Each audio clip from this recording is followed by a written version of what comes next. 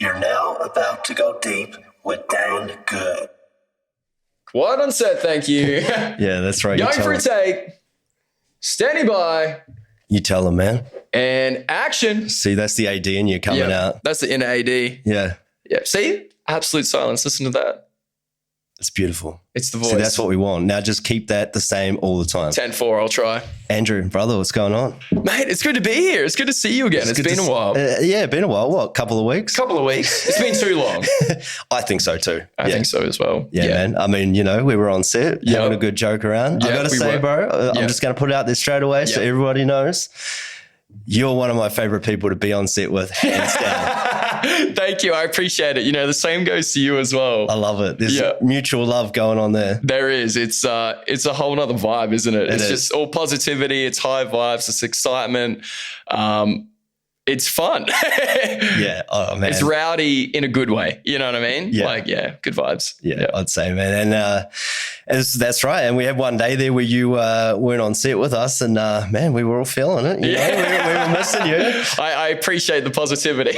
You're making me blush. But yeah, no, it's kind of funny how me and you met. We met a couple of years ago on a set. We won't specify what that is. I don't know if we can or can't. That one we can. I mean, the one we were just on, I think we got to maneuver around the murky waters of not releasing anything or we won't be allowed back on again. Exactly. And fantastic set it was. It was though. I mean, wow. Yeah. The costumes. Yes, the costumes. Yeah. The sets, just the energy. Yeah, the energy for sure. Yeah, especially the scenes we were in. Yeah. Yeah, 100%. Like I've got to say that it is quite possibly the best set I've ever been on. And it all comes down to just energy. You know, everyone's energy was just really positive. Everyone was happy to be there. Everyone was in their element. You know, the work that everybody was doing was fantastic. It was infectious. You know, it lit that spark within everybody. And it was just, it was a fantastic set. Yeah, I'll remember it forever. Yeah. 100%. Yeah, no, me too, man. And I wish we could say a lot more about it too. Yeah. Do you want to just bring it a little bit closer to you? Just that mic. Yeah, that's the one, bro. Just want to hear your sweet voice, touch. You know? Just a touch. That's it. There we go. But yeah, no, it was terrific, man. The director was amazing, although we can't say anything about that because then it's very obvious what we were doing. But man, I can't wait till that comes out. What's it going to be like? 2022, I think. Yeah, maybe in a year or two, something like that. Back. Yeah. But I'm very much excited. It'll be fun to see how it all turned out. Dude, we had some cool stuff that we got asked to do as well, man. I mean, I wish I could. I wish I could say things. There was some cool things. Yeah, there was some really cool things. Cool things. There was a lot of, shall we say, singing going on.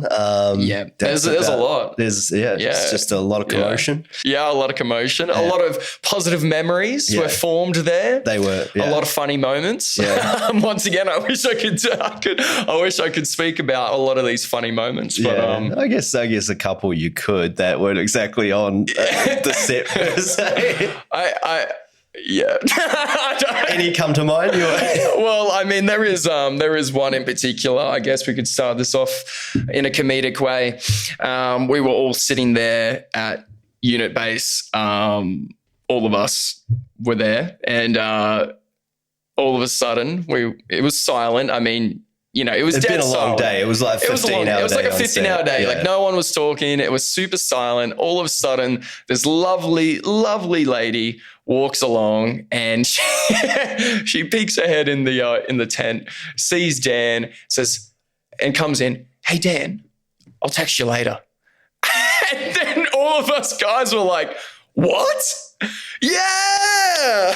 And then she just bailed. She just said that and then walked, and you could see the look on her face. She's like, "Oh shit, I just realized what I just did." But like, that's the thing. She didn't realize the way that she said it might have come off. She didn't mean it the way that it sounded, but it was 27 guys sitting in that tent with all day on set and nothing left in the tank certainly found that friggin' hilarious. It was priceless. It was so funny. But like, I mean, you probably won't think it's that funny right now, but it was the way it was said. It was the tone. It was a long day. It was random. It was random. Dead silent, comes in. Hey, Dan, I'll text you later.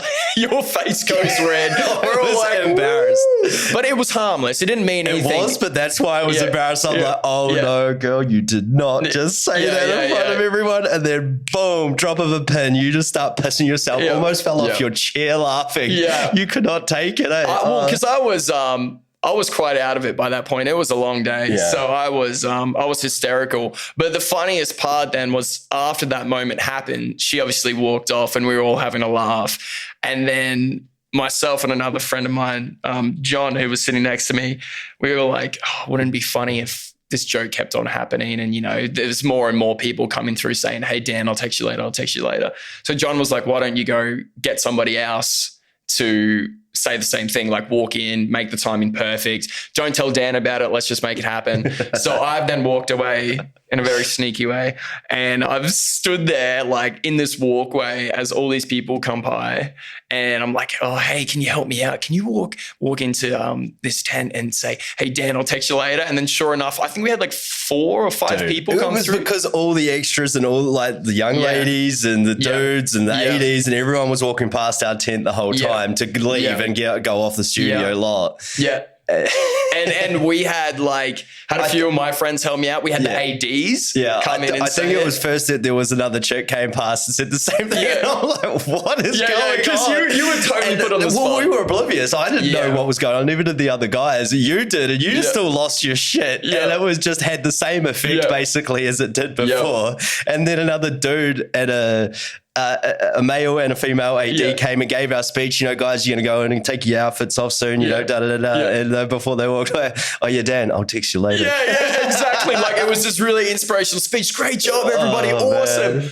Hey, Dan, I'll text you later. And we were like, yes. And anyway, it kept happening, you know, 2 ADs 4 times, I think, at least. Like it was just so it became the inside joke. Well, everyone's got the intercoms, like they're talking, so they were all hearing it and they were communicating about, and it was at this moment that Dan became the man. Dan became the man. He was, and then that carried on for the rest of the shooting days that we were there. And even when I came back months later, people remembered. And it was fantastic. It was hilarious. Yeah. So anyway, that's a bit of and it was harmless because we were just trying to set up to do a scene together for our show reels. Yeah, exactly. It was harmless. It was nothing. It wasn't anything else. Yeah. Oh man, good times. Good times, brother. But one film we can talk about is where we met first. Yes. On the studio lot down at Warner Brothers. Yeah.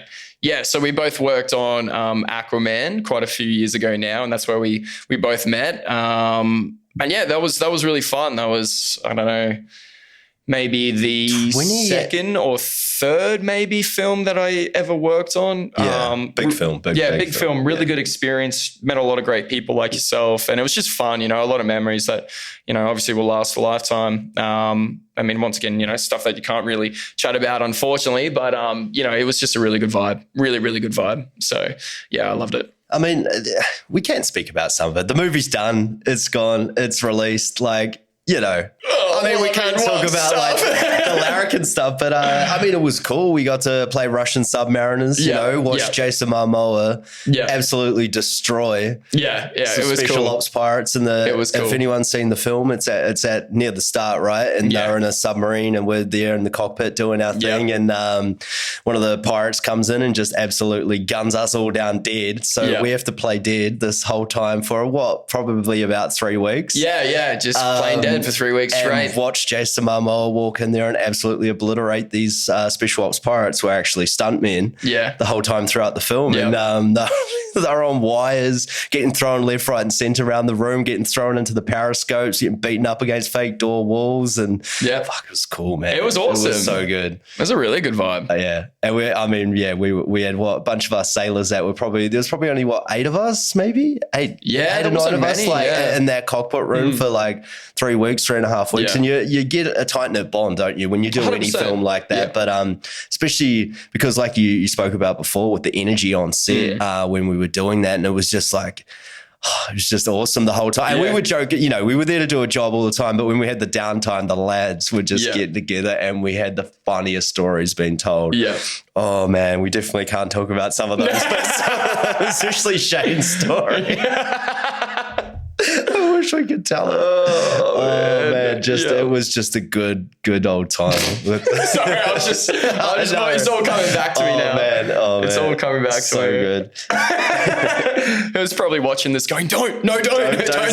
Don't say it. Don't go on the limb and say it. Yeah. Oh no, that's fantastic. Yeah. I mean, what else can I say? It was awesome. You know, it was awesome. And what's cool as well is that, I mean, obviously the Gold Coast is quite a small place. So you find that the people that you worked with, you know, years ago on all these films, you end up working with again and again and again and again. So it's really cool. It's, you know, you kind of become this one big happy family and, you know, watching everyone grow as performers and seeing what they end up doing and what they move on to and stuff. It's really cool. Yeah. It's really awesome. Yeah. I mean, and some of the extravagant sets that were on there, like, you know, like we were on the inside of a submarine. So the control panels and just everything. Yeah.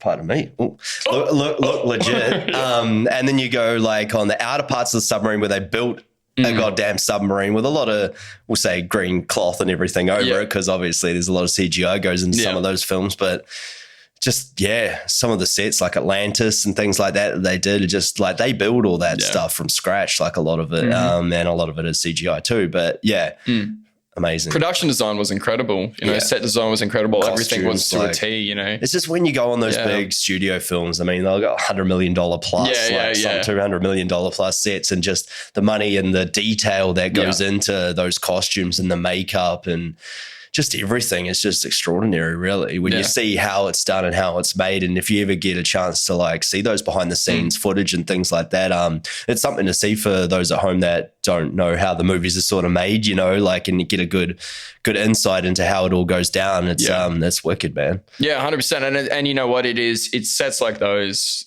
are the very reason why I wanted to get into, you know, film and whatnot. It's just magical. You know, you walk in onto this, you know, this studio lot, you walk into this studio and it's just a whole nother world. You know, they've created this big thing out of this and that, and it looks just extravagant. It's a whole nother world. It's magical. I don't know. I keep saying the word magical, but that's what it is. And a whole nother world. That's the best way to describe it, like the most of the time, because it doesn't feel like reality. How many times were we on that Aquaman set and you and I, we went there like early as hell in the morning, like 3, 4 a.m. in the morning. And there would be chances like maybe 12 hours in, we're in the studio the whole time, completely shut off to anything. Yeah. And we went outside for like a 5-minute break and you and I watched the sun go down out there. Remember we were sitting on the back of the golf carts or whatever. And we're just like, oh, dude, this is where it's at, you know? And the chats that were had, and that was, you know, like, you know, you're going through tough times. Sometimes, like, I think you were at the time, right? Going through a breakup, and me and you like bonded, and we were having chats over a lot of that kind of stuff, and just and you go out there, and you're just like, wow, man, it doesn't even feel like, you don't even know what time it is outside or what day it is after you go on a few days consecutively. It's just like. Well, you know, that saying, if you do something you love, you'll never work a day in your life, or however the saying goes, it's the truth. You know, when we're there on a film set, we're in our element, we're 100%, you know, happy. We're enjoying the moment. You forget about the day, you forget about the time.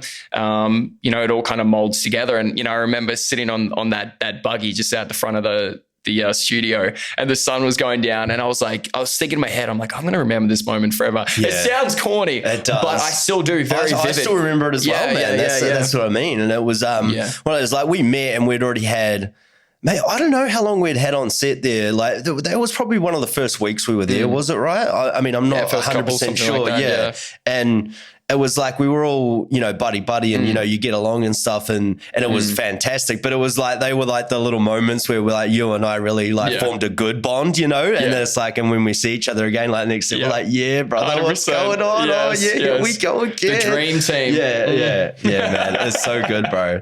So good. No, that was a fantastic moment. There were heaps of fantastic moments on there. Actually, there were a lot of moments that now I definitely can't talk about, but I wish I could. There are some fantastic moments that you have those moments where you're sitting there and you're going, you know what, I feel so lucky right now. I feel so blessed. This is it. The young me would be proud. I've kind of achieved what I set out to do. And there were a lot of moments like that where it was just insane. 5-year-old me sitting there watching, Jurassic Park going, oh, that's so cool. I wonder how they did that. Yeah. To actually being on a set and watching them all, create this magic. It was insane. So I felt very blessed a lot of the time being there, just having that opportunity, so. Yeah, and you get that feeling when you walk in, like you spoke about it for the magic and stuff. But I remember the first few times that I went down on the Warner Brothers lot, just like that energy you feel like when you're just going there for like a costume fitting or something, or anything like that, and you just get that.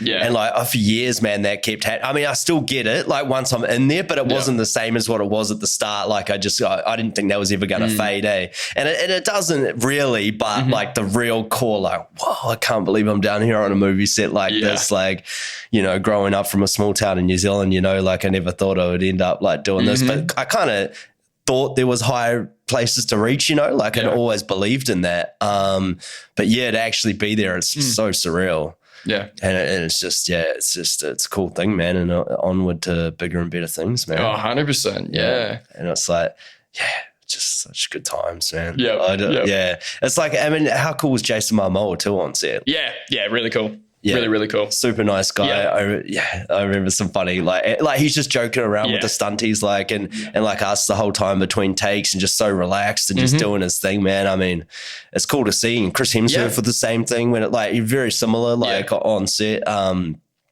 It's really cool to see, man. Like, cause you never know, some of them like might have some egos on them or what have you, but it's pretty awesome. It's fantastic to see guys that are in like the spotlight like them and such huge studio films, like to be so chilled and relaxed. I mean, I guess you got to after a while, right? At some point, but I mean, there's some of them, some people you do see like got a bit of an ego on them, but we won't name names. Like some of those that I've seen in the past, but but like that's the thing as well is, when you're on set and you're watching, it might be the director or, the lead or whoever, you're watching those people, the people that inspire you, and you learn so much from just being on set. So you could be hired to do something very small on set, as an extra doing some very small job, but whatever it might be.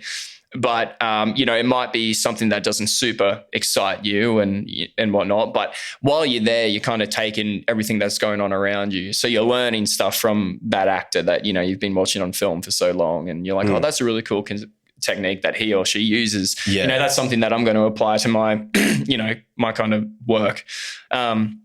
And that's the thing, like you learn a lot, and I'm a very practical learner. I didn't have a lot of prior education to the whole acting or film thing, but I learn a lot of it on set practically. So it's moments like those where you might only be on set for a day or a couple of days, but you learn a lot from being there.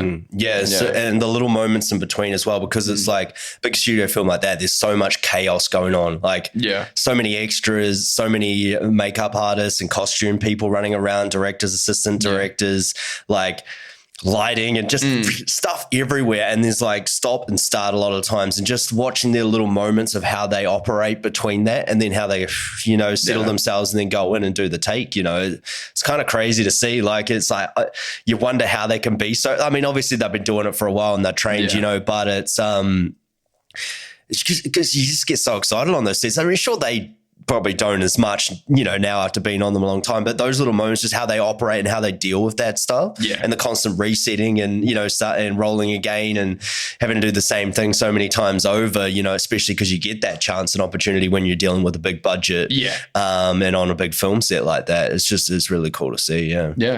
Yeah, no, it's amazing, man. So, I mean, how did it start off for you, man? Because you've done a bit of acting, I know, producing as well, AD work. So, how did it all start off for you, and man? Yeah, well, I guess like the brief version is, I kind of found my love for acting and film in primary school. I started off, doing the primary school musical and drama class and stuff like that, and then making my way into high school, I focused on drama and film and TV. They were kind of my main go-tos, which was great, but also I let things like English and maths and science lack a lot. You know, I was barely passing those classes. Exactly right. Yeah. Those classes, they were pretty bad, but I was getting, A's and whatever in film and TV and drama. And that's where I chose to keep my focus on. So I actually feel very lucky too. Like the high school that I went to, they knew 100% that, I wanted to have a career in film and TV and performing. So they kind of let me do some extra activities outside of school and also within school hours. That's pretty cool. Yeah. Yeah. So instead of doing, let's say like sport or English or maths or something like that, I would do more acting or more film work and whatnot. So it was really good. So I learned a lot there. I really valued my time in high school. And then I was presented with an opportunity. We had a theatre company come into our school, Shake and Stir, which everyone knows Shake and Stir is fantastic. Yeah. And so they were, doing some classes with us. And then I was lucky enough to, I guess, get picked out to do some sort of like a internship for a little bit outside. So when I just attended some classes and stuff like that and got to have some extra experience and learn some really cool skills. We did clowning, we did different types of performance on stage, and it was really, really good. It was really handy. So it was kind of up until maybe a year or two out of high school that I always kind of focused on, let's say, the theatre side of things. Theatre was quite big for me at least, but then I kind of started realizing that film for me as well, I really wanted to progress on that route. So I kind of let the theatre stuff go and focus more on film. So, doing my own short films, working on short films, even just doing internet videos, YouTube videos, stuff like that. I started out doing photography, videography for clients, for businesses, for real estate agents, that kind of thing. So, I guess that's another valuable thing to talk about as well is, let's say maybe you just really love acting or maybe you want to be a cinematographer or whatever, but it's really important to have experience in multiple fields because sometimes you might not have that consistent acting job or directing job. Yeah. So if you know other skills like editing, like I was editing for some businesses as well on a regular basis and doing voiceover work. So I was doing, a handful of things within very small amounts of time just to kind of keep, those funds going and have that experience going as well. To get your creative side of your brain still working. Exactly. Yeah. So, that's a really important thing. And then, a few years later, I kind of finally joined an agency and then started doing some extra work on movies. So the first movie that I ever worked on was Unbroken, Angelina Jolie's film. Yeah. Okay. So that was really cool. That was my first ever opportunity on a movie, like a legit movie set. For me, it was. And once again, there's that word magical. It was magical for me, It was like, oh, wow, I'm here. This is so cool. Young me would be proud and all that good stuff. So I knew that I loved film 100%. I wanted to continue on with film. So I was getting extra opportunities on TV shows and series and stuff like that. But it wasn't until really... I think, I graduated high school in 2012, and then it wasn't until... maybe 2-3 years ago, things started getting actually kind of more serious for me. I got quite lazy as well. I mean, we all know how hard the industry is to keep that consistency going. Yeah.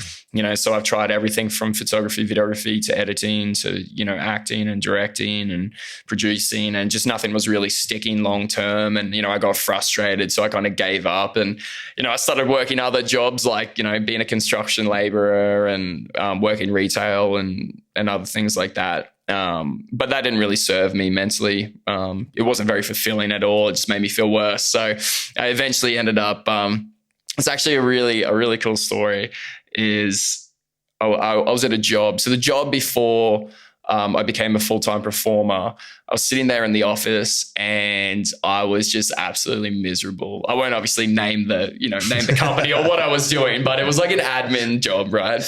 And I was miserable. And just, I had no film work or no nothing. And I was about to give up on that career route.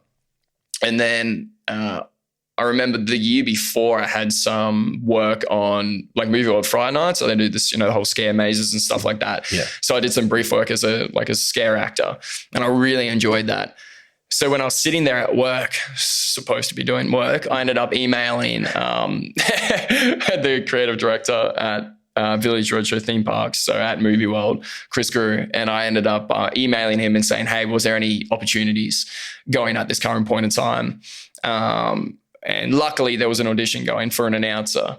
So I ended up going for that audition.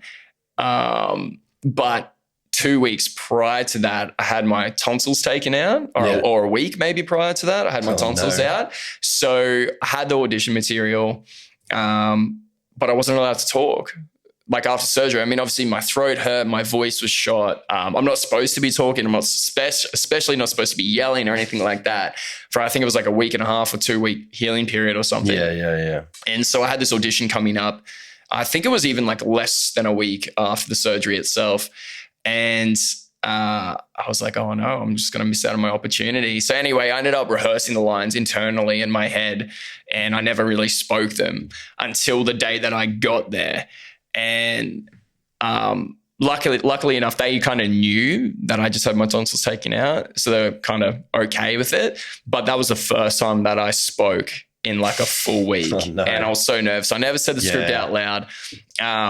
But anyway, I ended up saying it. There was, I think, 2 or 3 different parts I had to do, 2 or 3 different shows that they had at Village Roadshow Theme Parks.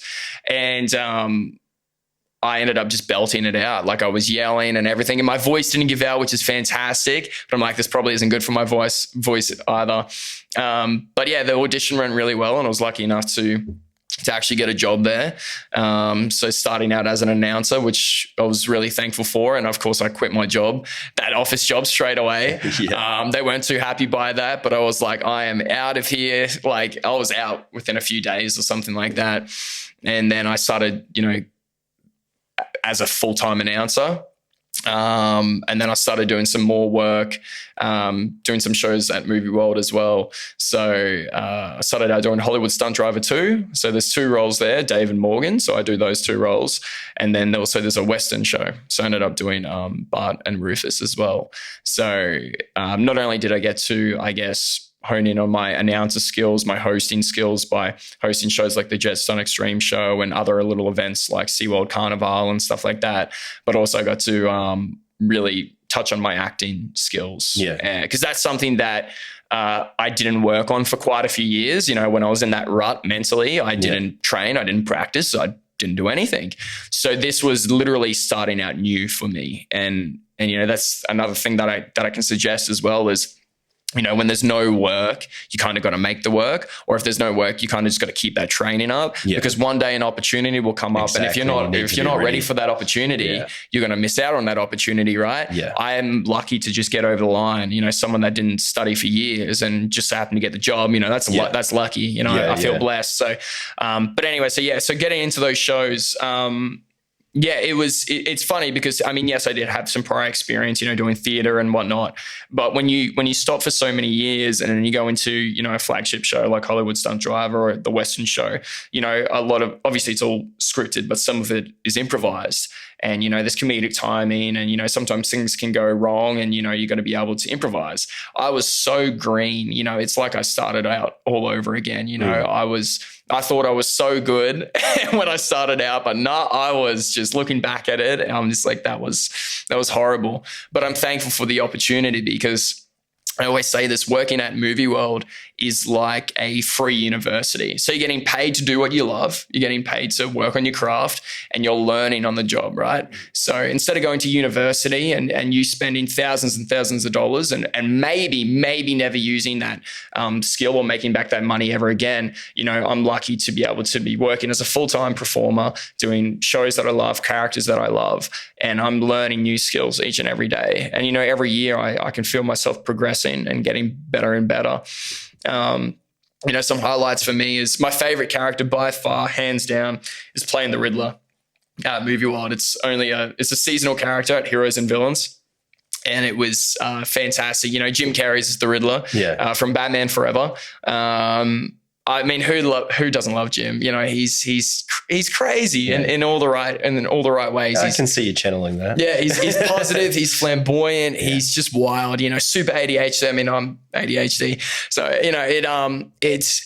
So when I was presented with that opportunity, because I was still really nervous with doing the whole auditions and performing and street performing, and I haven't done clowning in a while, but I just tried really hard. I studied hard. I watched the movie again and again and again, and I practiced his voice and his mannerisms. And thankfully, I got the job, and it's still to this day the best character I've ever played. I just have a ball playing him and having fun in Park. You know, he's wild, he's loud, and you know the guests love it.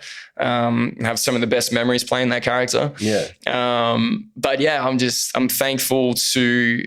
I mean, you know, I can say that I'm a working actor. I mean, like that's, especially in, you know, Australia, that's something that's really hard to achieve. It's something that I've been trying to achieve for many, many, many years. And I thought something, you know, sadly that maybe it would never happen. It's so hard, you know, unless maybe you go to America, but everyone goes to America and, you know, everyone wants that dream. But, you know, I'm just thankful to be able to be working on a daily basis and doing what I love, which is just acting, performing, and talking on a mic and making people laugh and smile. It's awesome, man. Yeah, giving back. Yeah, it's really cool. Invoking emotion in other people, which is 100%. an amazing thing to do. And it's funny you say that, because like you do it on film. It's different because people see it later and they invoke that emotion in them or what have you. And then you're doing that live. Like as in a theatre performance per se. Yeah. And the interesting dynamics there that it must be for you as a performer as well, and for getting those reactions to feed off straight off the bat as well. Yeah, like you can tell straight away what kind of audience you have, you know, when you just have to adjust a little bit. You have to adjust and, you know, and it makes you think on your feet. It does. Yeah. It does. And that's a skill that I never really learned in school or you know, doing theater, is improvisation. That's something that I never really kind of figured out. So fun. It's so fun and it's so different, and it is so difficult. And it's just when I first started with Movie World, as I said, you know, sometimes things might go wrong or you know, maybe one of the actors will say something else that's off script. And I found it very hard if they give me something different to the script, but then if I say what I was going to say back that's in the script, it doesn't work because they said something else. Yeah. So it was that second of freezing mentally, going, oh, what do I say here? What do I say here? And it took me a while. It took me, you know what? Like honestly, it took me a good year plus to be able to be comfortable on stage, going, you know what? Okay, I can improvise. If you're going to say something different, it doesn't matter. It's not going to throw me off. It's not going to make me feel awkward. I'm going to know what to say. You know, kind of have those quick jokes, quick little bits that you can do on stage. You know, it took me a while to learn that skill. It's definitely a hard skill to learn, but you know, reading audiences as well. It's very important. You know, working in front of camera is very different to doing live shows. It is just a whole nother world. You know, you can hear people like whispering in the crowd if you're right next to them, or they might be like, I've heard trying to mess with you as well. I've heard some horrible things, like just things like, I mean, there's not a lot that like I'll say, but you know, it might be things that might be directed to you as the performer, you know, saying, oh, they're bad, or, you know, oh, what did he just say? Or like, I don't get it, or that wasn't funny, or, you know, they might be having a conversation about something completely different and they're obviously not attentive at all. And you're just like, it's very hard sometimes to disconnect. And obviously if they're not enjoying it, you break character. You'd be like, listen to me. Yeah, like, listen to me. As a Riddler, you can play that off a little bit, but it'd be kind of like improv comedic performance. Yeah. Like, love me. It can be really hard, hey, but it's to channel that out. I can imagine. It's good though. Like I'm kind of, I mean, look, I'm still fresh. I'm still new. I'm still learning. There's still so much that I don't know that I need to know to make myself a better performer and to be, I guess, able to progress further on. But it's been a really good ride so far. Yeah, improvisation is just such a important thing for an actor to have. Like, especially doing comedy or anything like that, you know, like your Will Ferrells and things like that. Will Ferrell, whatever you want to call it. Like Step Brothers and stuff like that. That script, you know, if people don't know, like I did a little research on that one, and like going in, Will Ferrell's like an improvised actor anyway, and I think Jim Carrey probably would be as well. But I don't know for sure. But Step Brothers movie, like 80% of that movie was all improvised. They had bones of the script, like sort of, or had a script and thrown out the window, and the majority of those scenes are all actually improvised. Which, when you see the crazy antics that goes down and why it's so special and so good and just goddamn funny to watch is just because of that, because it allows actors to go back to their natural roots as kids. And you get told that a lot in class, is to remember that inner child within you, you know, that playful inner child, because that's where all the good stuff can come from and where the great moments do. And because you didn't have a care in the world when you were young, nothing matters in the world about fun and what's in front of you, right? And that's what you kind of, you know, with a job or this or that or girlfriend or things going on in your world that's crazy, you got to let all that go at the door. And when the action starts, you got to be ready to play. Yeah, that's right. Yeah, it's a fantastic thing. But yeah, like a lot of the actors in that weren't actually great with improvisation, but they soon realized that they had to just go along with it. And thank God they did, because it was a masterpiece of comedic film.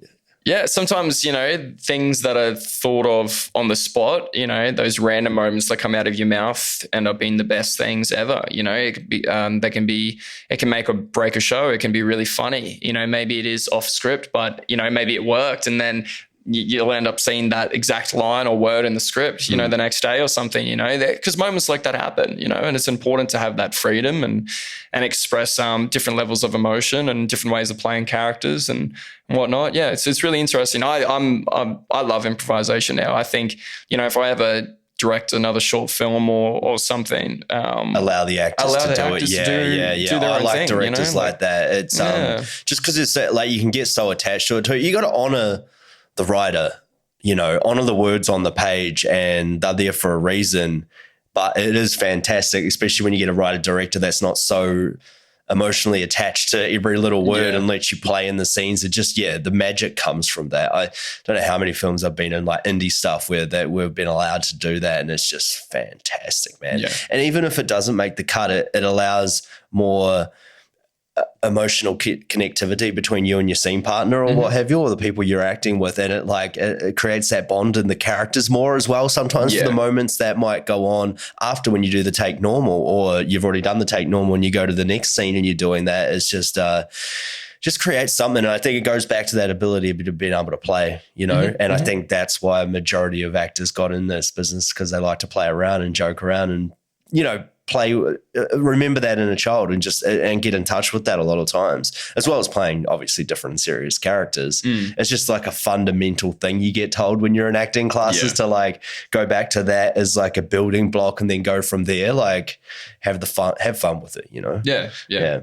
So, I mean, also you do a lot of AD work as well, right? Yes. Producing and stuff like that. So, what do you like the best? Do you like being the performer? Do you like, I mean, it's like you said before, it's absolutely fantastic, and couldn't stress this anymore for anyone that's trying to get out in the industry, especially being an actor. You learn so much from being behind the camera or doing some editing or any of those other aspects, producing as well. You learn so much more of the process, and it actually builds and helps you as a performer. Yeah, it does. And especially if you don't have the ability to want to look at yourself on camera, which is another thing in itself. Yeah. But you got to get to that point at some point, you know, because it's great to critique and get better every time. I mean, what do you enjoy? Like, which part do you like to do it all, you know? I mean, look, I'm very ADHD, so I will just do anything and everything. Hands on all the time. Yeah, it'll be, you know, sometimes it could be chaotic. I'll do a little bit of AD here, a little bit of producing there, a little bit performing there. I'll focus on that for a little bit, then I'll go over there. But I guess that's the industry as well. You know, right now we're lucky, even with, unfortunately, obviously with COVID going on, we're still lucky here in Queensland to be having a lot of films, and a lot of series being shot. A lot more coming here. Did you just hear what happened in Sydney? Like signing on for the next 5 Marvel films? The next 4 or 5 years. There's a lot happening, you know, right around the corner. Kind of crazy. I wish they more came here. Yeah. Damn you, Sydney. Yeah. Well, I mean, I live just... It's fantastic for people that we know in Sydney and for Australia anyway. But as well, like, you know, it means that, I mean, obviously there's only so many people in Sydney that might have that skill set that they need. So Gold Coast is so close, Brisbane is so close, so they're going to fly people over for whatever. I mean, there's still stuff happening. There's still opportunity, but I mean, I live just down the road from the studios. So like for me, it's, once again, a childhood dream, and there's so many opportunities happening, but, now we're lucky to have these opportunities. So I've been putting forward for AD work. I mean, I've got a crew agent, I've got an acting agent, and I'm just making sure that my assistant directing CV is up to scratch. I've been putting out for a lot of films, a lot of series, commercials as well. I've had a few bites. But for me, in terms of what I enjoy most, to be honest, I enjoy them both equally just as much. And, there might be a year period where I'll just do AD work because it is prime time for it. I'm not going to knock down an AD job. If I can get a 3-month, 6-month contract on a movie as a first, second or third AD, sign me up. I'm going to take it because I enjoy it. I love it, 100% I'd take that. And then, maybe when that film's over, then maybe I'll do some more performing work. I don't know. But for me, as I said, it's important to have multiple skills.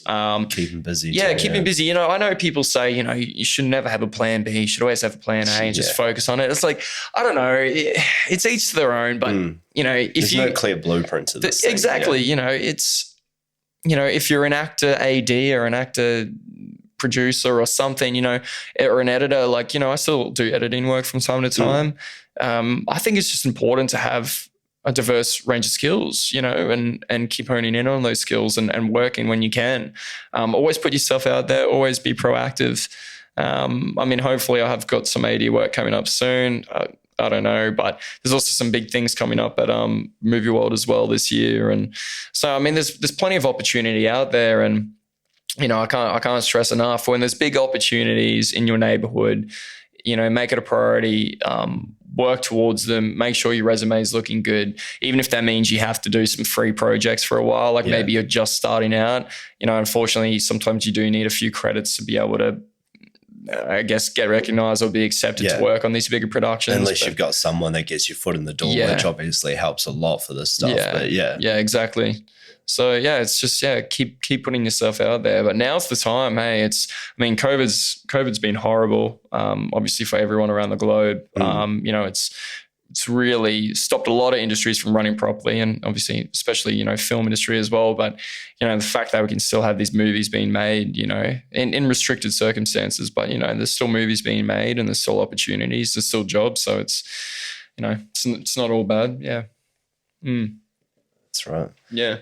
So currently then you're at Movie World, you're doing your thing with that. And you're still working towards that, as you say. So that's great. But another thing that I know you're into, and you've got a podcast of your own. I know you had one for a while there last year, and now you're going through a rebranding process. Is that right? And you're sort of pushing a new one out. So tell us a little bit about that. Yeah, that's right. And why you got involved in it. What made you want to do a podcast? Yeah, well, years ago, I think it was 2013 or 2014, 1 or 2 years outside of school.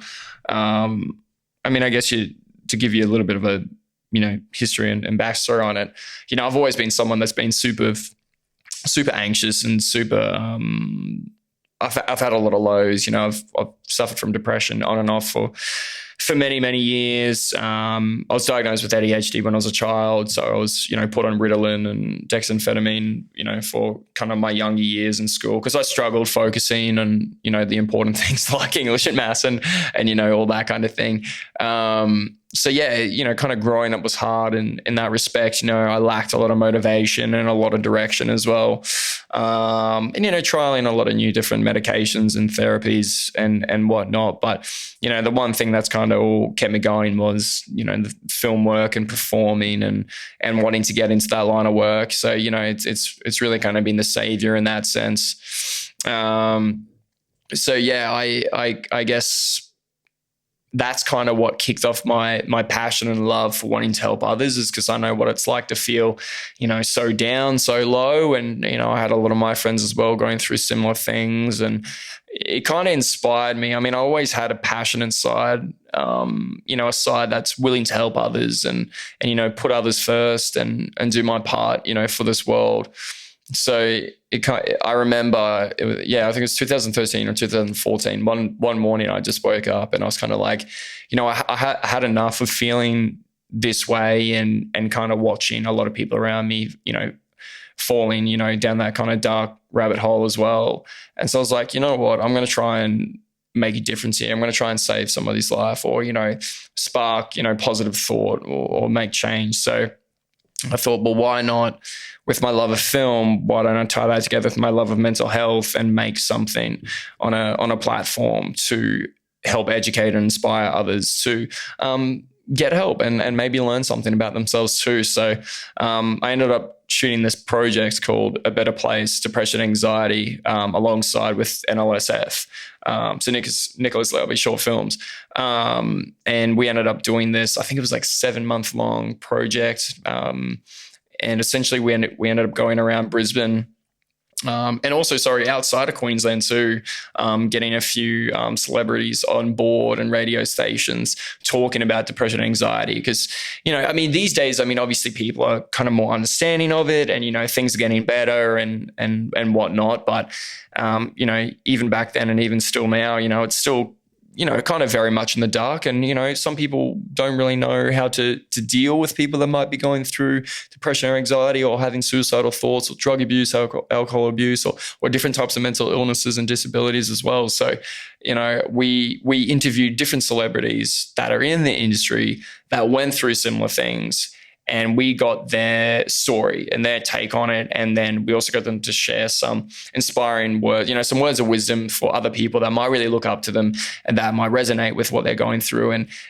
the idea was that when you are watching this short film, you obviously learn something. Maybe you're laying there in bed, because this is something that I did all the time too, was, it might be 1 a.m., 2 a.m., 3 a.m. in the morning, you're laying in bed. What are you doing? You're on your phone or you're on your computer, right? So you're Googling, you're YouTubing, you're trying to find some sort of hope, right? So what a lot of people will do, including myself, is, what is depression or whatever, using those keywords, those trigger words. If they type one of those trigger words in, that this short film would come up. And then this would give them that moment of hope, that opportunity to say, you know what, by watching this film, I'm feeling maybe just that littlest bit better to get me through the night, get me through the day, get me through the week, to say, you know what, yeah, I'm not feeling so good right now, but I am now inspired to go and get help. And, we would receive emails and comments all the time saying, hey, thank you so much. This really inspired me. I'm going to go, see a doctor now or a therapist, or I'm going to talk to my family about what I'm going through and stuff like that. And that was fantastic, because that was the goal, is to, we didn't think it would go viral. we got a couple of 100,000 hits quite fast, with a lot of positive reviews. And, I always kind of thought if it could help one person, that'd be a job done, but it ended up helping so many other people. It's only a 12-minute video. And it's still up there on YouTube. It's still doing its bit, it still kind of stands the test of time in that sense of, it's helping people, it holds truth within those stories. It's inspiring others to find positive change within themselves and with their friends and family as well. So it's really good. And then on and off kind of from then as well, I started going around to schools, like public schools and private schools, talking about depression, anxiety and suicide and alcohol and drug abuse, and kind of sharing my own personal stories, and helping kids go through like kind of tough times in that moment we had on stage together, and ask a few questions after. So I really enjoyed that as well, because I know for me when I was younger, that's kind of when it hit me the hardest. So when I was given the opportunity to talk to kids about it, like it was awesome. So yeah, and then after that, a couple of years later, I started another project called Unmasked, which is still up on YouTube once again. It's just in a series kind of episode by episode form, where I'll talk to people from every different kind of corner of life, and male and female, all different types of ages, all different types of industries, and they'll come on and talk about mental challenges that they've been through and how they've overcome it, or how they're managing it, and what advice they can give to others as well. So that's still up there as well. And just recently was interviewed by Michael Crocker, who is the head of department for entertainment at Movie World at Village Roadshow Theme Parks. And he's got a podcast called Park Life. So he talks to people within the theme park industry about their journeys.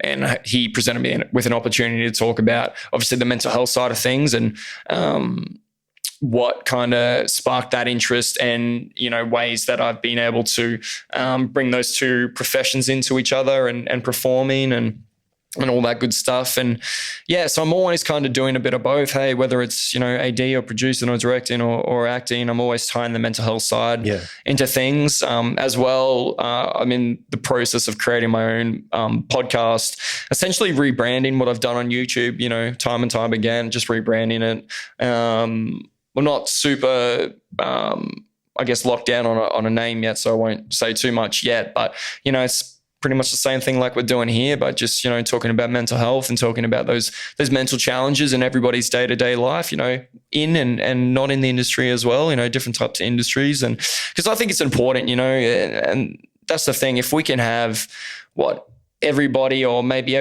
1 in 5 people around the world doing a podcast about mental health or something inspiring, I mean, it can be that simple. You can make the world a better place just by doing that, just by highlighting a topic that, you know, isn't very much in the spotlight. You know, still a lot of people don't understand it or don't want to understand it. So if we can talk about it that a little bit more, inspire some people, and inspire some people to go and seek help as well. And you know, that there can be a positive light at the end of the tunnel. You know, you don't have to feel the way you feel for the rest of your life. There are ways of overcoming it. So yeah, I'm going to always, I guess, work on projects like that, you know, for the rest of my life, and keep doing that. Yeah, it's important. Yeah, and as you said, you're tying all your skills into one thing. I mean, it's constantly progressing yourself as a person, and which is something you probably need to do when you're going through those tough times as well. Like, look within and why you're doing what you're doing and how you're going to go about it, you know, and when you don't find a way out of that feeling, there's something that's got to push you forward, right? And you hope that pushes you forward, and doing what you're doing, is definitely giving people that hope, that light in dark situations to keep pushing forward. So you said it was called Unmask is the second one. What was the first one? Sorry. So the first one's called A Better Place, Depression, Anxiety, Awareness. You can just type in A Better Place, Depression, Anxiety, Awareness. And we'll chuck for the links sure. in for this podcast. Anyone that wants to check that out can do so easily. I mean, you said you've suffered from certain things yourself, like depression and things like that. What's the sort of, I mean, you're doing something where you're putting yourself out there, you know, in this industry, acting and, you know, and everything you're doing, and being an advocate for mental health as well, which is one thing to get through the depression or whatever you happen to be suffering from, but another thing to throw you in the thrust of the spotlight, so to speak, literally, and do all these avenues. So you're doing something that provides, you know, requires a lot of confidence to do within yourself, and confidence and belief. And it's something that everybody struggles with along their ways and their paths and their journeys and what they're going through with life, whether it's breakups or, you know, stop believing in yourself because certain things knocked you around in confidence wise. And I can certainly say that I've had that from time to time, you know, because you're working in such a heightened industry where you got to believe in yourself to get anywhere. And I have that thing, if you don't believe in yourself, then how can you expect anyone else to, you know? And I sort of say that in a performing realm, you know, I tell myself that a lot, and I'm like, you know, like it kind of G's me up to keep going again. And I'm a firm believer in it and finding that belief. But I mean, what's something that's happened to you in that regard that you've had to tell yourself? Is there certain things that you do to help you push forward that people could get from? So it's I mean, I kind of laugh about it because, like you said, I've chosen an industry where you're in the spotlight. It's, you know, it's not easy. And funnily enough, I suffer from stage fright. I do. Dude, I've had the same thing, man. I never wanted to do speeches when I was at school. I have social anxiety. I get very anxious in, you know, big crowds, even small amounts of people, even, you know, groups of friends and stuff like that. You know, it's very easy for me to get overwhelmed. And here I am performing live shows in front of thousands of people each and every day and working on movies, you know. Weird, right? But it's funny because it kind of just proves to you that even if you have something like, you know, all these, you know, diagnoses, you know, it doesn't stop you from doing what you love. If you want something bad enough, if you love something enough, all right, you will find a way to be able to do it. Yes, I still get nervous before every show or maybe while I'm out there and doing my thing, but it gets better over time. I definitely feel less nervous than I did when I first started 2.5 years ago. It will get better. The nerves might never go away, but at least they will get better. I've found ways of dealing with stage fright and feeling nervous before the show. Like I'm naturally a very highly strung person. So, I mean, my natural heart rate is like, I don't know, 90 or 100 or something. Yeah. And then when I go out and just before I'm going out to do a show, I'll check my heart rate on my watch and it's going like 130, 140. And that's just normal for me, hey? And I can feel my heart beating out of my chest. But also it's kind of a positive thing because it shows that I care. Like I do care. I love what I do. I'm excited to go out there. A lot of it's positive nervous energy, but also a lot of it as well is, oh, what if they don't like me? Or what if I forget a line? Or what if I don't do this right? You know, there's so many things that go through my head. So it's all about managing the way that I guess you feel out there with time. And you know, I will continue to learn as time goes on. I'm just trying to think of a few examples as well. Like, you know, a mantra that you say to yourself, you know, things that pick you up, that settle you, because like you say, there's always going to be nerves in pretty much everything you do, the majority of it, especially with performing. And there's a way of like channeling those nerves and putting it into your performance, or little mantras or meditation or breathing exercises. Because as we know as performers, breathing is one of the most important things, because how can you spit any word out with any sense or motion or anything you're trying to get across if you can't breathe properly, because they don't come out very well. But so is there anything that you use, you know? So for different shows I have like different kind of routines. So let's say for, you know, Hollywood Stunt Driver, I'll just do something as simple as, you know, the show started, before I go out and do my part, I'll just run a few lines in character. I'll be loud. I'll yell, like I'll scream and just, you know, do things like, yeah, all right, let's go, dude. Woohoo! Things like that. Yeah. Just to really get into that character. Drive you back into the character. So I'll normally do that. And yeah, for different shows, there's different things. I'll run different lines, different emotions. I might walk in certain ways, like different pace in different ways and stuff like that. I might do push-ups, whatever. I mean, there's been plenty of things that I've tried that have worked before I've gone out there to help get into character, relax the nerves a little bit, and feel like you're good enough. Like feel like, you know, because I might be having a bad day. I might be feeling low and feeling like, you know, I'm not good enough, or I'm not good enough for this job. I'm not good enough to be this character, or I'm not skilled enough. But you know, it's always a case of when you go out there, you do the job and you do it well, and then you go, oh, that wasn't so hard, was it? And then you kind of just remember moments like that. You're like, you've done it before. You've had that positive feedback. You know, what's the worst that could happen? Oh, you might skip a line or a word, or, you know, misspeak something. I don't know. You know, the biggest issue is that voice within your head, 100% for me. And I know it's just not for me. It's for my other friends as well that are performers too. You know, it's that inner voice saying you're not good enough, but you just kind of got to beat it.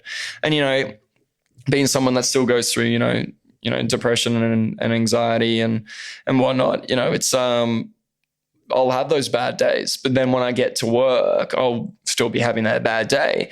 But when I'm up there doing a show, it gives me that clarity. I find it's kind of like that moment of clarity of not feeling what I felt before I got on stage. I'm a completely different person now. I'm a character, and I'm having the time of my life. I'm enjoying it. You know, I'm vibing with the crowd, and then when I come off the stage, I'll go, you know, that was really cool. You know, that was really, really fun. You know, I made that person laugh and that made that person smile, and you know, you're there to make people feel something. You know, invoke a feeling. So if I can go home going, you know what, I made at least one person smile or laugh today, that makes me feel on top of the world. You know what I mean? Like that's all that matters. Yeah. And so you use that to propel you forward, you know, because as you said something there where you could be having a very bad day and things are going on, and then you get yourself into the character and ready to go and perform. And then often that can be a high, right? And you came in at a low, and then you got to come back off and let that come down, in which we both know with performing is a tough thing. And then you got to deal with that low, going back to real world, real life. Does that put you back down, or how do you sort of, you say you remember those things about making people laugh and things like that, but you know, what's some of your ways of dealing with that? Or do you feel that, like, does that affect you a lot, you know, or? It can, you know, I can't remember the term for it, but I often get this like what's it called? Like post-show kind of lower, post-show depression, like type of thing. Keep going. I'm just going to check the camera quickly because I'm having a little moment. I love it how we're having this deep and meaningful chat right now. Dan's just You're good. Dan just gets up. Oh, that's fantastic. Otherwise, it's already been messing with me the whole time. This is what happens on an indie set when you're dealing with everything yourself. Yeah. I mean, am I that boring? No, hell no, man. That's what I'm trying to say. Keep locked in, bro. Keep talking, man. No, I don't want to interrupt you, but I just had to do it because it's been messing with me the whole time. No, it's all good. Yes, look, when I get off stage or do a post, like it's like post-show lows or post-show depression. And, you know, I do get it where I'm like, I'll do something that I love so much. Let's say it's a show or a character that's only around for a very small amount of time. And then after that moment's done, you know, I'll really miss that moment and that character. And then, you know, I'll feel low for a little while and then, you know, I'll pick myself back up. But this is the thing, you know, and I've been trying to find the thing called happiness for so long. And I don't know if you can ever well and truly be happy every second of the day. I don't know if that's possible. I don't know if that's realistic. And, you know, I just try to keep telling myself that, you know, I hold on to the really positive moments. Like, you know, I wake up every day. I get to do what I love, performing, film work. I get to perform on a stage, make people smile. How could you not be happy about that, right? That's a pretty awesome thing, yeah. You know, so like, even if I'm feeling low or anxious, I just hold on to those things, yeah? Yeah. But you know, it's just the nature of the beast. It's what life is, you know. You can't always expect to feel super positive or I guess, you know, it might not be the thing that you or where you thought you would be, but, you know, you got to keep working on life. You got to keep working on you. Yeah, it's an interesting thing you say there. You've always been searching for happiness all the time. Yeah. Yeah, it's a tough thing. I mean, tough, how do you define happiness, you know? I don't think, just to answer it so bluntly, I don't think anyone's happy every single moment of every single day, but we do strive for that, right? Yeah, and it's about building that happy life for ourselves, you know? And I can definitely say for me personally, like I'm still doing like a 9-to-5 job, you know, as well as doing acting, producing, podcasting on the side. It's like basically a full-time job as well. And you know, all these auditions, everything you got to drop at the same time, drop, you know, at a moment's notice to do an audition or whatever. And we've spoken about this a million times before on the pod, but it's a tough thing to go through, and staying motivated that whole time to do all those things as well as having a life outside of that, having a girlfriend, having a boyfriend, whatever you do, you know, and just hanging out with your friends and going and have a beer or whatever your choice of fun activities are, climbing a mountain, whatever. But sometimes it's hard because you're propelling yourself towards such a thing where you got to dedicate a lot of time and energy into and being acting or performing or whatever you do as a sportsman or anything.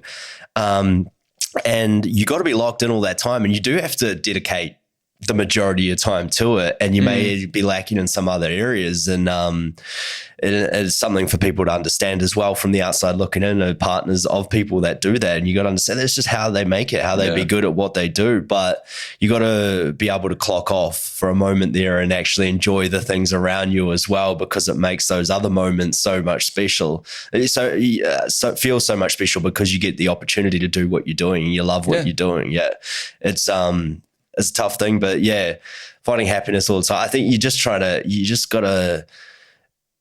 to live your best life, right? And make the most of every moment that comes by. And it's okay to have those lull moments because you know that's just part of life, you know, but it makes you appreciate the good moments so much more. Yeah. I mean, what could you say to people that are struggling with certain things like that, you know, and whether it's not even in this industry, just in life in general, you know, and having, you know, a little bit of depression moments or an anxiety in those situations. I know, like, the anxiety is a hard thing. Like, you know, it's a not a new word, but it's like given so much. I feel like when I hear it a lot, and I had never heard it until I came to Australia. I've got to be honest with you. Really? Okay, that's not interesting. A lot, but I mean, you know, I've been here probably 10 years now, and it's like, you know, so I'm a bit more woke, a bit more woke. I'm not woke, but woke to the saying and the expression. And I do feel like, and this is not judging anyone or anything, but I hear it getting thrown around a lot every moment of the day, and it's like people say it for the littlest of things, you know. And I feel like sometimes they're giving that word power over them, you know, and power in the situation by naming it and saying it all the time.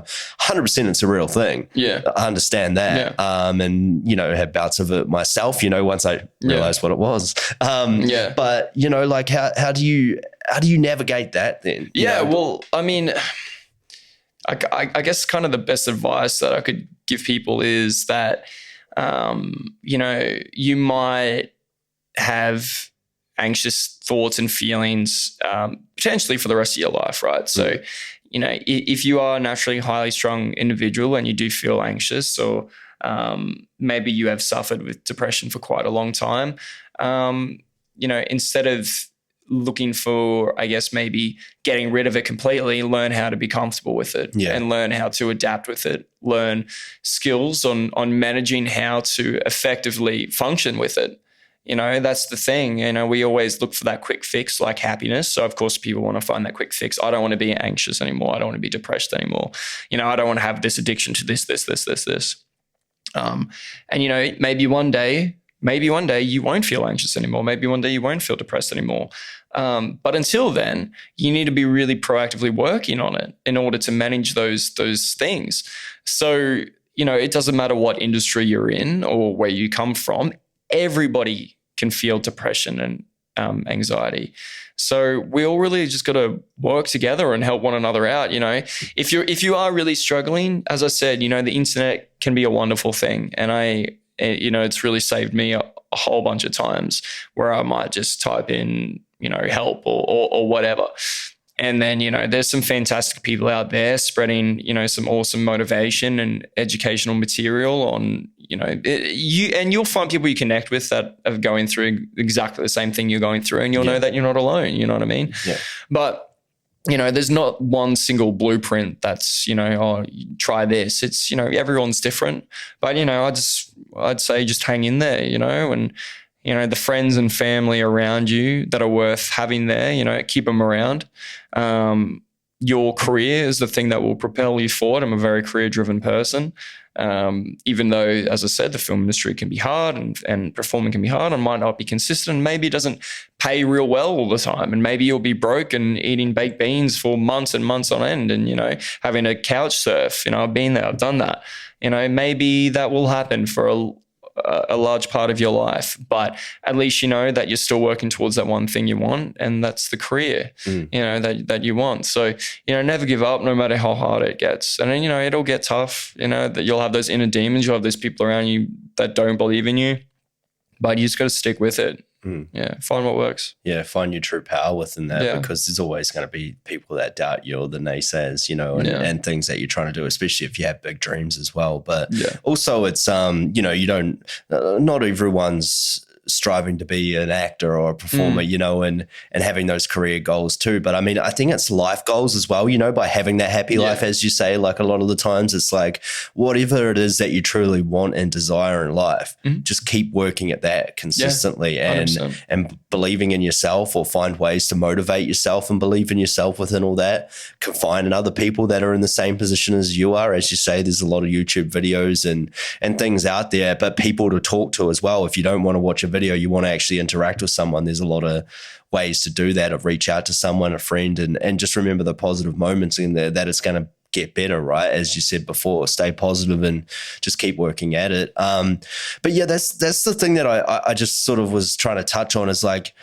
do you feel that staying on that word anxiety and constantly, saying it and using it in situations or whatever, do you think that gives power to it? Or, from someone that yourself that says that you have this at times, do you think that gives it power, or is there ways to combat that? I don't know. It's just what I said, like sometimes, and I hear people say it, and I've had people that I'm close to like that suffer from it, quite severely.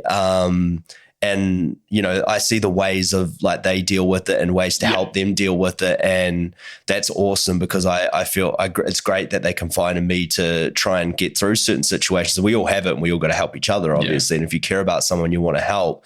I just wonder that about it. Yeah. Yeah. So I think if it's a trigger word for you, then try to say it less, or try to think about it less. I know it's easily said than done, but I do understand what you're saying, and it's important to not give power to the thing that's really kind of dragging you back. So if you are someone like me that is super anxious, here's an example.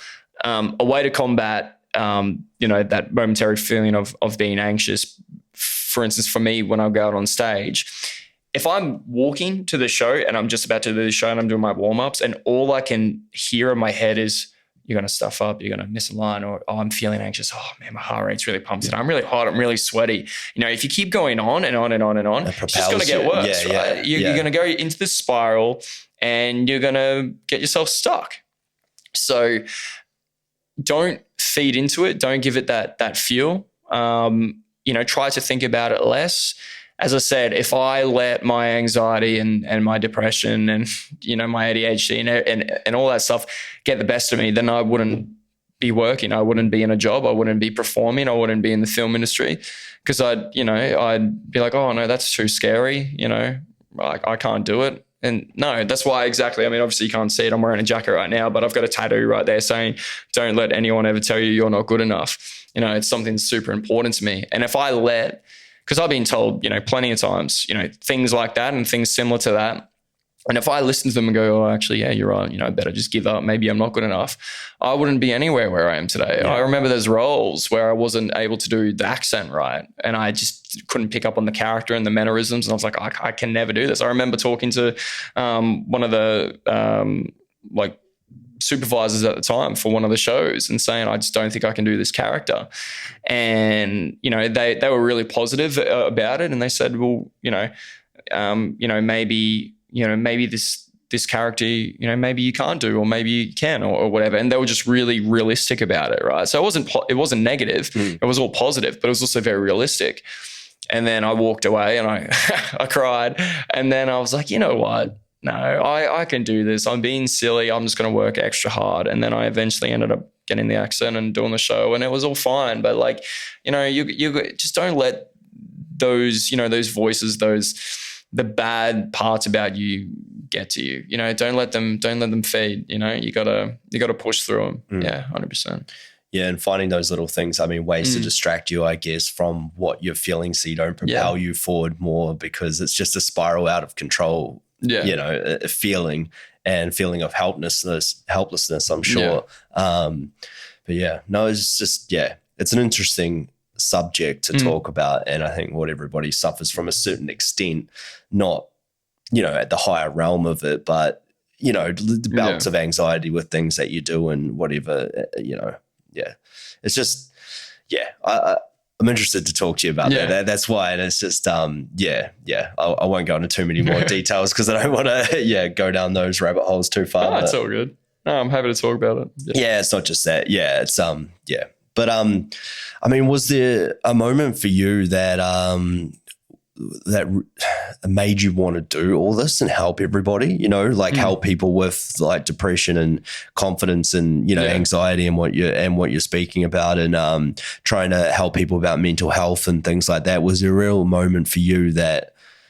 Yeah. 100%. Yeah, no, like I said, it was a moment of where I had enough of feeling the way that I was feeling. And I knew that if I kept going the way that I was going, I'm going to feel like this forever and I'm never going to get anywhere. And I didn't want that to happen. So I wanted to obviously get better and get on the right track. And by doing so, I can help people too. It's so easy. From what I went through, I want to help others. If I can help, as I said, just one person, then that's fantastic. Then what I went through, what I was feeling was worth it. It might have felt crappy at the time, but, I was able to help other people with it. So yeah, it was just that realization of going, you know what, I'm not alone. There's other people like me. I'm going to take it upon myself to, make it, a life's passion to help other people and just make it happen. And, it's not even just doing things like podcasts and videos or whatever. It's even just having conversations with people in day-to-day life, whether it's your friends or your family or new people you meet, or someone you walk into on the street or something like that. You can have moments of, I always say you could be walking down the street and someone looks really sad or angry. You have no idea what that person is going through right now. You have no idea what happened to that person on that given day. But if you wave to them, smile to them, say hello or how are you going? So much. It can do so much, right? Yeah. It can literally save a life. Yeah. So, little things like that are important, man. And that's stuff that everyone can start practicing right now. And just ask them like, how you going? You can read it off people, their energy. Some more inquisitive than others with it, but you can really see it, and you can see it almost lift up like, somebody actually cares about me enough to ask like what's up, man? Like, what's going on? You look like you're having a pretty shit day. Yeah. And you can almost see them just come out of that shell almost immediately just talking about it. And it's a funny thing because you can get stuck in that cloud for such a long period of time, and it just keeps pushing you further and down, and it's harder to see a way out. The more you think about it, the more you give it power. When you think about these things in your mind, it just weighs on you, and you feel helpless, and you don't know if there is a way out, and like you can't see it, and you just get stuck in that cloud of emotion, and it's just a perpetual motion thing once again of just falling down. But it can just be a simple thing of like, hey, how you going? Like, are you all good? Like, are you okay? And they just start talking about it, and it just feels good to get things off your chest sometimes in that regard. And there's always ways to do it, and people that you can reach out to. I mean, obviously friends is good, as people that that you can feel like you can confide in, but there's countless numbers of helplines and things online where you can actually talk to someone as well, if you don't have that person around to talk to. Yeah. So, but that's it. You stay positive, and just keep pushing forward, because it does get better, and it will get better. And your life is such a thing to cherish, like we don't know what happens after we pass, we don't know what's on the other side. So we might as well make the most of what we've got right now. 100%. Yeah. So where to for now? Let's lighten this up a little bit. Where to for you though? Well, after this, I'm going to go to McDonald's. No, I'm kidding. No. What's on the agenda? What are you working towards? I know you want to do your podcast now. You're rebranding that. You're going to keep working at it. You keep doing the movie world stuff and performing. But what do you see in the near future? What are you trying to strive for now? Look, just every day being a better version of myself, working on something bigger and better each year. And like that's the other thing as well. I guess it's important to be motivated, but know that, the days where you just lay in bed and you do absolutely nothing, they're important too. Don't beat yourself up if, there's been a day or a week or a couple of months where you've had zero motivation and, there's nothing working out for you, or you can't think of a project to work on. Just be thankful for the day that you're given. You're living another day, and it might be something like playing computer games, watching a movie. It's that small moment that might spark some sort of thought and move you in a positive way.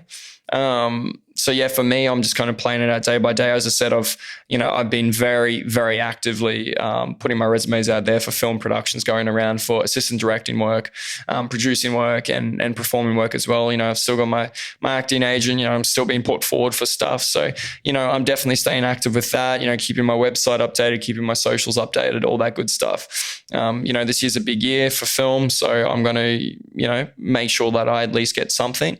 So yeah, I guess that's kind of what I'm working on, the goals. The podcast, doing podcasts on a more regular basis, helping more people, creating more educational material in terms of the mental health department to help others as well. So yeah, there's a whole range of stuff that I really want to do. Yeah. That's awesome, man. Yeah. Just keep pushing forward. Yeah. Just keep doing what you're doing. Yeah.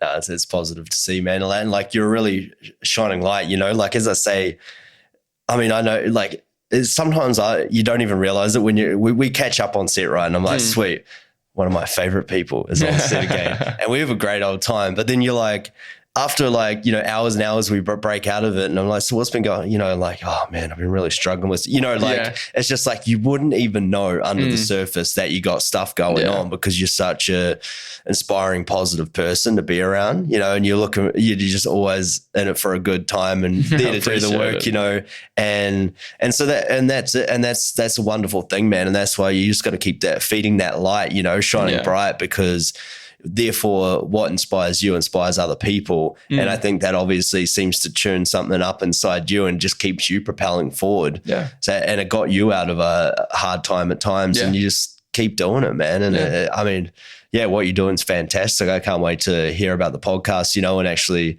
once you get the episodes going, check that out and see what's going on. And if you ever need any help with some of, the mental health side of things or whatever you're doing those videos, and I can be any assistance, man, I'm 100%. Down. Like, let's make something happen, because everybody, goes through down times. Like, it's just, it is what it is. So there's always something to draw upon and to help other people. And that's a fantastic thing.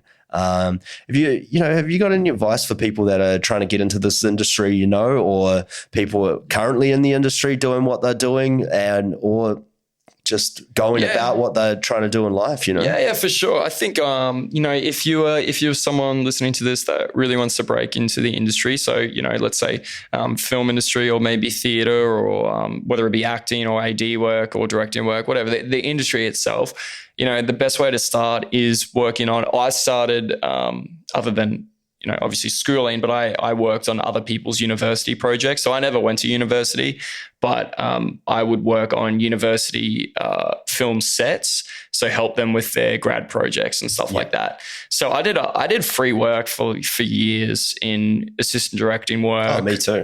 Yeah, like producing work and just production assisting work, camera assisting work, editing, whole range of stuff. As I said, I did photography, I did videography, so it might be for you maybe first figuring out, okay, what do I actually want to do, or what do you like most? Oh, okay, you like AD work. Okay, you want to be an assistant director. Okay, cool. What do I have to do that? Well, I'm going to go do some free work. I'm going to volunteer on some sets, on some short films, get some credits up, and then get some experience. Yeah, exactly. And expand that network. A lot of it is very cliquey. You could have all the skill sets in the world, but a lot of it's very cliquey. So you got to meet those people. But it might be something like, oh, I'm just going to go out, buy a camera, take some photos, do some videos, get myself out there, learning new skills. You kind of just got to make it happen. You got to do it. You got to do some free work to start off with and just work really hard on it for that first couple of months, first couple of years, get yourself out there and just make a name for yourself. Yeah, and get that momentum going. Yeah. Momentum is the key in this industry, but networking is a huge thing. And it's just about being polite on set. You're there to do a job. You're ready to go. Put all your energy and passion into what you're trying to do, into the role, into whatever it is, whether you're playing a character or not, the role on a film set or what have you. And just put everything into it, and people are going to want you to come back. They're going to ask you to come back. And if you're polite and courteous, and you put that hard work in, you'll be asked to come back on other sets. And the networking is the biggest thing in this industry, other than working hard, at your craft or at your chosen field. Yeah. It's a fantastic thing. Yeah. It's a good business to be in as well. Yeah, it is. I love it. Man. Like, anything else you'd like to leave with, to add there? I guess just hang in there, it is, life is this wild and wonderful thing, there's going to be good days, there's going to be bad days. You just got to hang in there. Whatever it is, that thing that you want most in life, whether it's, a family or a job or whether you're career motivated or not, I don't know, whatever that thing is, just hold on to that passion, never let go of that passion, let that thing propel you forward and drive you to get to that point. Just don't give up. Yeah.